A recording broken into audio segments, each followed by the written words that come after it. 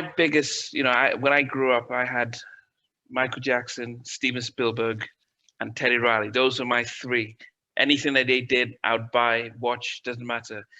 So you put Steven Spielberg in that? Okay, interesting. yeah, I think because any movie he came out with in the 80s and the 90s, yeah. I'd watch. That was your can't lose. That's your can't lose. Those are my three sort of, Spielberg, Michael Jackson, and Teddy Riley. Got it. And so when I heard the "I'm So Into You" remix that came out with his name and the All-Star one, I was like, wow, I could hit the rap and the check one, check two, and all that stuff. Yeah. I interviewed Sprague, one of his former producers, talking about the track. I think I wanted to go first. When the remix hit the radio, did that have an impact on the album sales? The actual particular remix? No. Okay. I'm So Into You was a gold single before they ever did that. And that album was a gold album before they ever did that.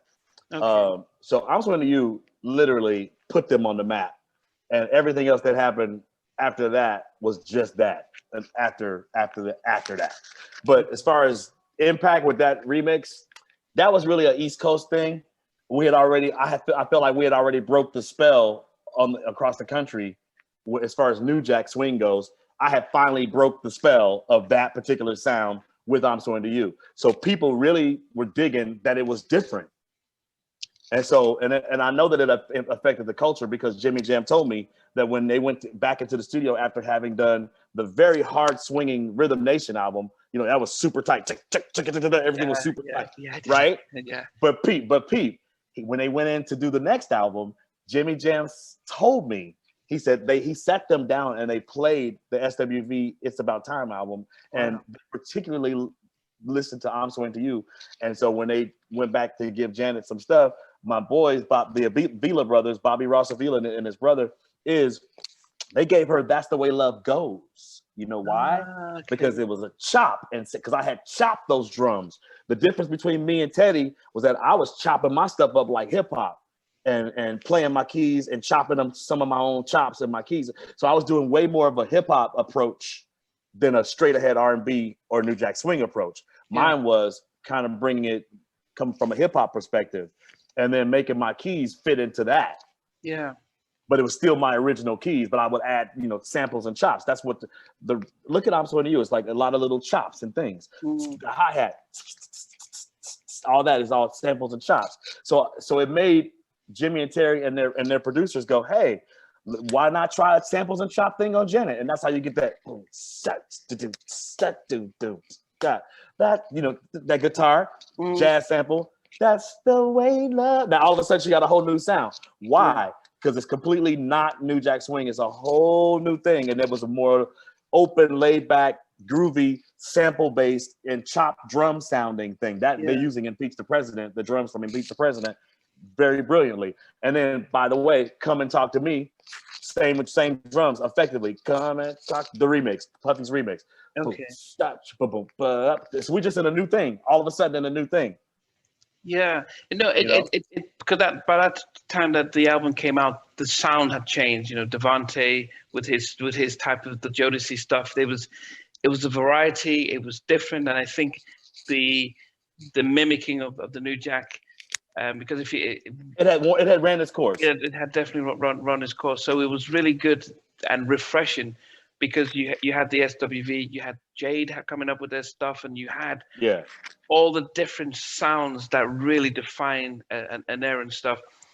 For you, then, you're seeing them when they start to blow up, especially when they come out with "Weak." Are you saying, did you ever think, I wish it was still me singing this, or did you say, no, never. I never wish that, because I really like "Always on My Mind," because it was natural. It was organic. The way it happened, I felt my contribution as far as singing goes is right where it's supposed to be on "Always on My Mind." It's almost like when I hear singers talk about it, man, it gives me the chills, because people talk about it like with such reverence. Like they're like, yo, my whole shit, I was basing it on trying to do them runs you did, son. It's like, it's a lot of like, I feel so good when I hear people say that little part. I never thought I'd find someone. They're like, that little piece meant so much to so many people. And I was like, okay, then I did my job. Because it wasn't, we didn't get that much of a, the producers doing a little part on absolutely not, right? Yeah, unless it was Babyface, right? Yeah. I mean, Babyface did it later, or R. Kelly. So did you do that before he did the Aaliyah stuff? Yes. Yeah. So as I said, R. Kelly bit me extremely on. He bit anything. My song, anything. Age Ain't Nothing But a Number is basically the chords to anything. Listen to it. Go check it out. Age Ain't Nothing But a Number is dead on anything. And I'll tell you another secret that he ripped him, but he did it brilliantly though. I gave him props for this. Back and Forth is I'm So Into You, but he flipped it. So listen to the elements of I'm So Into You. You got my motif is that dun, dun, dun, dun, dun, dun, dun, dun, dun, that. What is he doing on the background? Let me see you go. Dun, dun, dun, dun, dun, dun, dun, dun. Got that in there, right? And then he's got, but the drums to Back and Forth. He took my break from the breakdown and I'm So Into You, where I go, you're not, boom, you're not mine. He took that drum part and made Back and Forth because it's dum dum dum dum dum stop. Dun, dun, dun, dun, dun. And if you hear the keys, it's dun, dun, dun, dun, keeping the motif like that. I'm So Into You is the whole motif is dun, dun, dun, dun, dun, dun, dun, dun, dun, dun, dun, right? Yeah. So he took two elements and changed them around. He was clever to take the drums from the breakdown. Because that breakdown is everything, and I'm So Into You, right? People wait for that. Like when you get to because the beat is so straight, like boom, got, boom, boom, got. But all of a sudden on that breakdown is boom, got, boom, boom, 808 comes in and shit. R. Kelly was smart to take that, to do the beat from Back and Forth and make it like that break, and that's exactly what it is. Dun, dun, dun, dun, dun, dun, dun, right? And then the hook, and one more thing. Yeah. I'm so into you is the melody. Back, back, back and forth. Ba, ba, ba, ba, ba. Come on, man. Did you ever say to him, dude, what are you doing? Get my lawyers on? When he did anything, we had to laugh about that. I was like, bro, come on, bro. Listen to the chorus to anything, and then listen to the chorus to Age Ain't Nothing But a Number. It's just the exact same chords. It's fucking ridiculous. But was it a change enough to? Nah, I wasn't tripping. I was in my own lane. I was doing my thing. I wasn't worried about it. Did you ever get a confession? Did he ever say, yeah? He knew. I mean, I think I looked at it as more of a compliment because he was on fire at the time himself. So for him to be doing something that I was doing, it was a compliment to me. Yeah. Imitation is a very sincere form of flattery. So.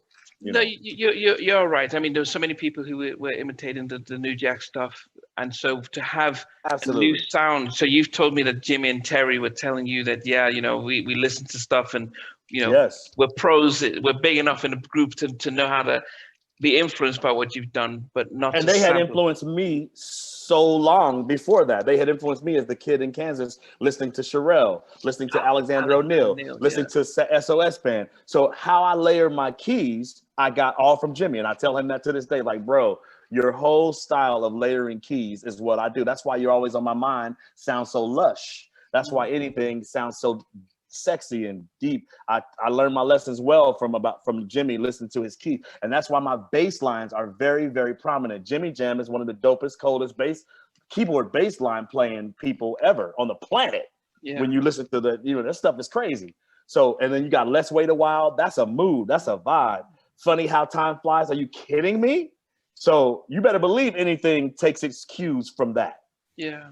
You see, sonically. So.